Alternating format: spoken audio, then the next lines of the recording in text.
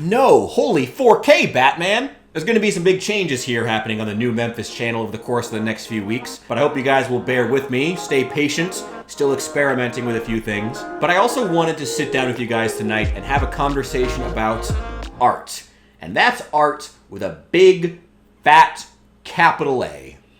Being an artist on social media wedges you between a rock and a hard place, you know? It wedges you between wanting to play the algorithm and the burning crucible in your soul that forges emotional slag into art. God, I nailed that pour. It's that need to do more, to be more, to, you know, that drive within yourself to justify being in front of your viewers' eyes for however long this video ends up being. It's been a weird time. So I recently started reaching out to some people to help me fix the bad parts of my channel, like, you know, the editing and the lighting and the camera work and all the parts that are not writing the scripts and being in front of the camera. But it also kind of got me thinking, like, the 4K button was on my camera the whole time. Why didn't I press it? You know, bullshit transitions aside, like, why didn't I? Like, why didn't I press it? The 4K button was right fucking there the whole time. Why didn't I want to do it? Why did I think 1080 or whatever the hell I was filming at was good enough? Why did I think that? You know? You know, why wasn't I putting in a little more effort, you know, to the places where I obviously needed the help? And you know, there's probably a good portion of that's just me being some fucking country bumpkin who doesn't know much and just, you know, wanted to think I could do everything myself when obviously I physically could not. But, you know, it's more than that. You know, figuring out what makes viewers want to sit and watch a screen for a couple of minutes, you know, at a time. That's just not my art. That's not me. That's not who I am. You know, it's like if I painted something, like say a miniature that's amazing and great and colorful and everybody wants to see it, I wouldn't then want to put in an equal amount of effort figuring out exactly how to put it somewhere that viewers are going to see it.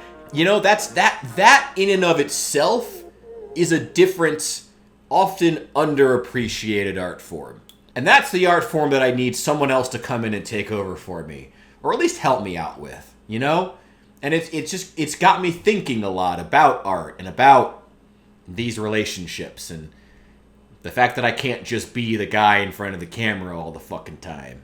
I mean, my art is being here in front of a camera and writing badass scripts that make you think about them long after you turn the video off, and Arkham City combat, not the Predator sections. I am mediocre at those at best. Does that make sense? Am I folding this in properly? Wrapping this around to where I can narratively justify not doing my own editing because I'm just that bad at it? It's been a weird time. It's been a weird time. The crucible hungers for more emotional slag, but all I have to offer is, you know, the petulance of, oh, I wish I could go out and do things, but I don't have the money for it. Art, capital A, is weird. And thesis at the front or at the halfway point, wherever this point ends up being, you don't get to choose to be an artist.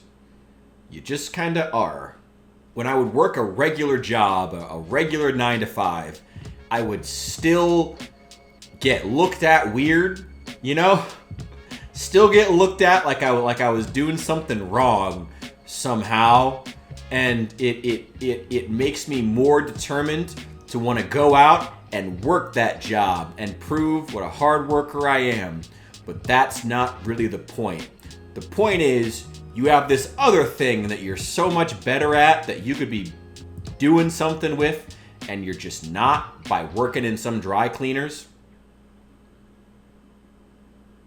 When are you going to get around to it? When are you going to get around to it? When are you going to get around to it?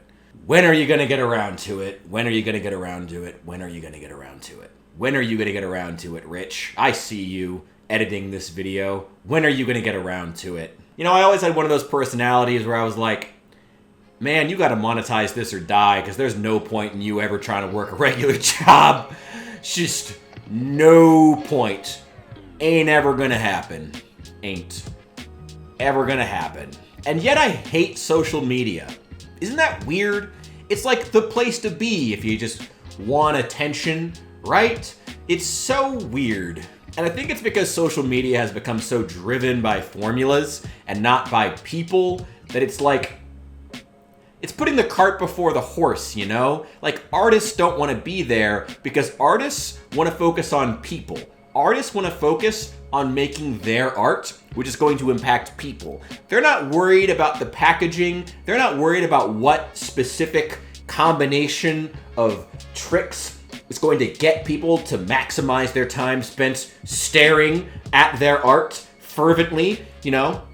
But that's what social media has become. Like, YouTube is a platform where you're supposed to broadcast yourself, and yet it is dominated by people who specialize in their ability to get your pupils to contract for extended periods of time across cultural boundaries, ethnic boundaries, national and language boundaries. The people who can get anyone to just stare at a screen, that guy's worth a lot of money.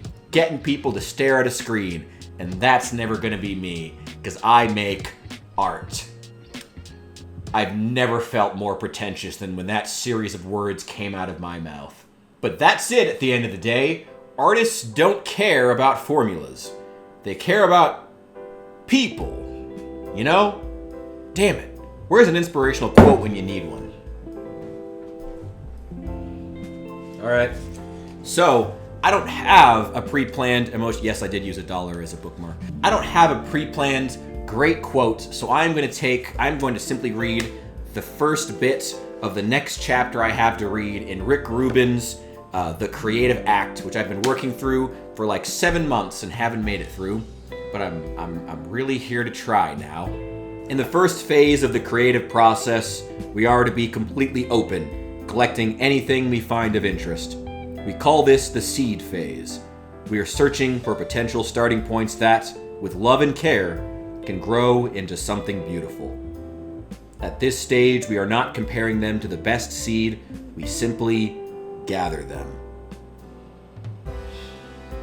Simply gather. Alright, I can do that. What's funny is that Rubin himself, at one point in this book, mentions using the wise words of a medical book that randomly falls open in front of him to decide whether or not he should get a surgery, so I'm going to do the same here. Thank you, Rick. I hope that this helps. And all I can do is just be an artist and hope for the best.